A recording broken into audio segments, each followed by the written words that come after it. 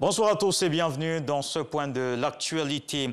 Fin des législatives de ce samedi 6 mars 2021. Plusieurs missions d'observateurs ont suivi ce scrutin. C'est le cas de la Convention de la société civile ivoirienne.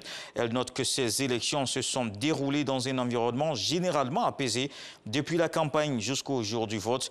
La Convention de la société civile ivoirienne a fait le point de son observation des élections. Elle avait déployé 151 observateurs sur l'ensemble du territoire.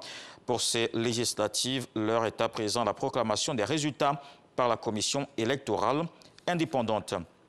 Une élection des députés qui s'est bien passée dans l'ensemble. C'est ce qui reçoit également de l'observation faite par Indigo Côte d'Ivoire. L'organisation non gouvernementale a fait un point de cette mission face à la presse. Didier Nguessa. La mission d'observation électorale de l'ONG Indigo Côte d'Ivoire a déployé pour ces législatives 500 observateurs sur le terrain. Ils ont couvert 1429 bureaux de vote. De leur rapport, il ressort un scrutin apaisé dans l'ensemble.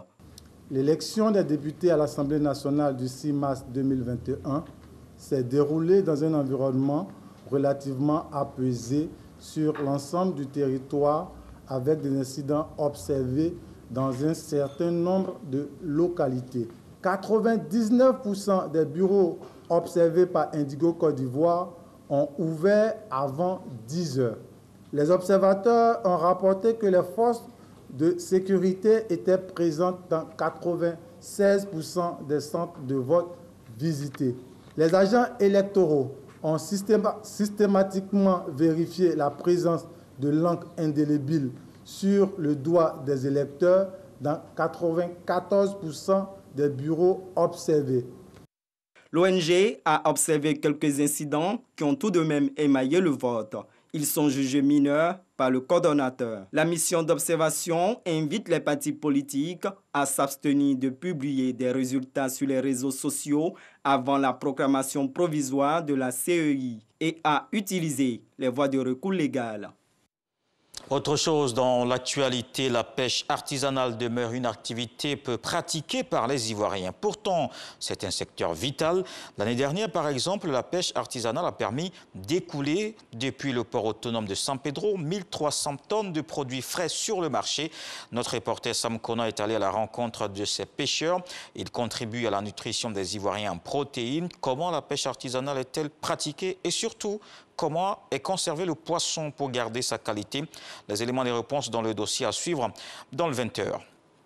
Dans le reste de l'actualité au Sénégal, ambiance toujours tendue depuis l'arrestation de l'opposant politique Ousmane Sonko pour trouble à l'ordre public. Des violences également signalées hier en Casamance, région au sud du pays, fief du député.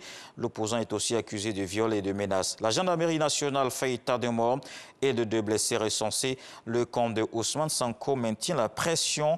Son collectif de soutien a lancé un appel à de nouvelles manifestations à partir de demain.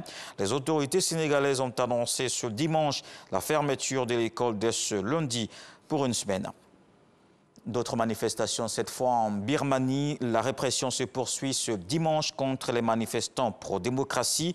Ils sont descendus par milliers dans les rues. À Bangan, dans le centre du pays, des détonations entendues. À Rangoon, la capitale économique, la police a de nouveau tiré pour disperser des rassemblements. D'autres protestations se tiennent à Mandalay, la deuxième ville du pays. Le mouvement pro-démocratie a appelé à une mobilisation massive. Et puis on termine avec cette visite du pape François en Irak qui se poursuit jusqu'à demain.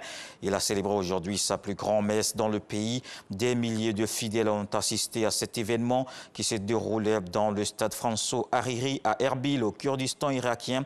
Le souverain pontife a prié pour les victimes de la guerre dans le nord de l'Irak ravagé par les djihadistes. C'est sa plus grande célébration durant son voyage historique dans ce pays devant des milliers de fidèles et sous haute sécurité.